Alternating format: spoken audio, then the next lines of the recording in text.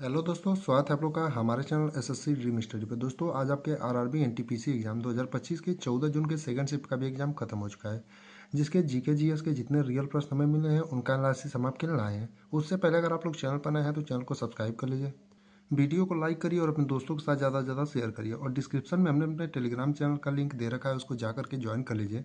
वहाँ पर जो है आपको पीडीएफ पूरा मिल जाएगा। तो आइए देखते हैं आज 14 जून के सेकंड शिफ्ट में कैसे कैसे क्वेश्चन पूछे गए थे। तो पहला क्वेश्चन पूछा था, सिंधु घाटी सभ्यता में कपास की खेती के साक्ष्य कहाँ से मिले हैं।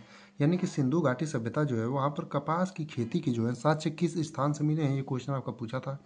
तो इसका जो सही उत्तर होगा आपका मेहरगढ़ होगा। यानी मेहरगढ़ जो है सिंधु घाटी सभ्यता का स्थान जहाँ से आपके कपास की खेती के साक्ष्य मिले हैं। यानी आपके जिस भी ऑप्शन में मेहरगढ़ दिया रहा होगा वही आपका सही उत्तर होगा।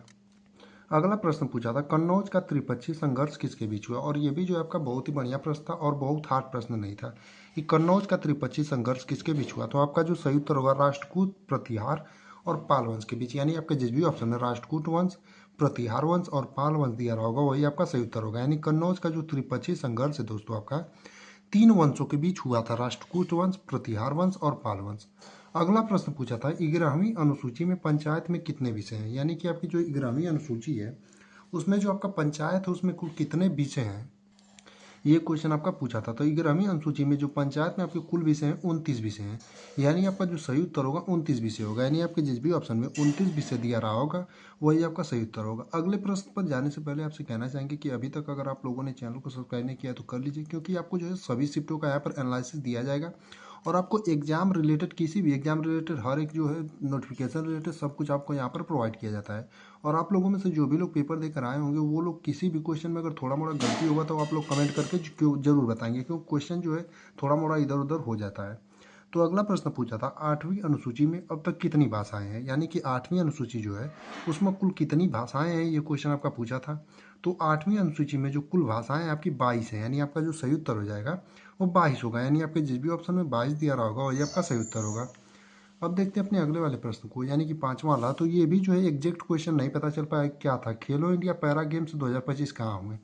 यानी कि ये एग्जैक्ट क्वेश्चन या ऐसे ही पूछा था या फिर कुछ ही दूसरे तरीके से पूछा था। आप लोग में से जो भी लोग पेपर देकर आए होंगे वो लोग कमेंट में जरूर बताएंगे कि ये जो है एग्जैक्ट किस प्रकार से ये वाला क्वेश्चन पूछा था। तो इसका बता देते हैं, आपका दिल्ली में हुआ था और 2025 में हुआ था। तो बाकी आप लोग कमेंट करके बताइएगा जो भी लोग पेपर देकर आए होंगे कि ये जो क्वेश्चन है एग्जैक्ट किस तरीके से पूछा था। तो अगला प्रश्न पूछा था, न्यू स्लाइड ऐड करने के लिए किस शॉर्टकट की का प्रयोग किया जाता है। यानी कि आपका एम एस एक्सेल में जो है न्यू स्लाइड जो है एम एस पावर पॉइंट में न्यू स्लाइड ऐड करने के लिए किस शॉर्टकट की का प्रयोग किया जाता है, ये क्वेश्चन आपका पूछा था। तो कंट्रोल प्लस यम हो जाएगा। यानी आपका जो सही उत्तर होगा कंट्रोल प्लस यम होगा। यानी आपके जिस भी ऑप्शन में कंट्रोल प्लस यम दिया रहा होगा वही आपका सही उत्तर होगा। अगला प्रश्न पूछा था, आईएमएफ के अनुसार भारत की मुद्रा स्फीति कितने प्रतिशत रहने का अनुमान लगाया गया है। यानी कि आईएमएफ के अनुसार जो है भारत की मुद्रा स्फीति कितने प्रतिशत रहने का अनुमान लगाया गया है। ये भी जो है एग्जैक्ट प्रश्न अब नहीं पता चल पाया कि एग्जैक्ट यही पूछा था या फिर किसी दूसरे प्रकार से। तो आप लोगों में से जो भी लोग पेपर देकर आए होंगे इसको भी आप लोग बताएंगे कि एग्जैक्ट यही प्रश्न था या फिर किसी दूसरे प्रकार से। तो इसका जो सही उत्तर हो जाएगा आपका 6.2% हो जाएगा। यानी आपके जिस भी ऑप्शन में 6.2% दिया रहा होगा वही आपका सही उत्तर होगा। अब देखेंगे अगले वाले प्रश्न को। तो पूछा था, निम्नलिखित में से कौन भारत की सबसे बड़ी प्रायद्वीपीय नदी है। यानी कि आपका 4 ऑप्शन दिए थे और उनसे से पूछा था आपका निम्नलिखित में से कौन सी भारत की सबसे बड़ी प्रायद्वीपीय नदी है। तो आपका इसका जो सही उत्तर हो जाएगा गोदावरी नदी। यानी आपके जिस भी ऑप्शन में गोदावरी नदी दिया रहा होगा दोस्तों वही आपका सही उत्तर हो जाएगा। यानी गोदावरी नदी जो है भारत की सबसे बड़ी प्रायद्वीपीय नदी है। अगला प्रश्न पूछा था, ठुमरी का प्रयोग किस शास्त्रीय नृत्य में होता है। यानी जो ठुमरी है उसका प्रयोग किस शास्त्रीय नृत्य में होता है, ये क्वेश्चन आपका पूछा था। जो ठुमरी का प्रयोग है दोस्तों आपका कथक शास्त्रीय नृत्य में होता है। यानी आपका जो सही उत्तर हो जाएगा कथक हो जाएगा। यानी आपके जिस भी ऑप्शन में कथक दिया रहा होगा वही आपका सही उत्तर होगा। बाकी बात करते हैं अपने अगले प्रश्न की। तो पूछा था, उत्तरी मैदान का पूरब से पश्चिम की ओर विस्तार लगभग कितना किलोमीटर है। यानी कि जो उत्तरी मैदान है आपका पूरब से पश्चिम उसका विस्तार जो है लगभग कितने किलोमीटर का है, ये क्वेश्चन आपका पूछा था।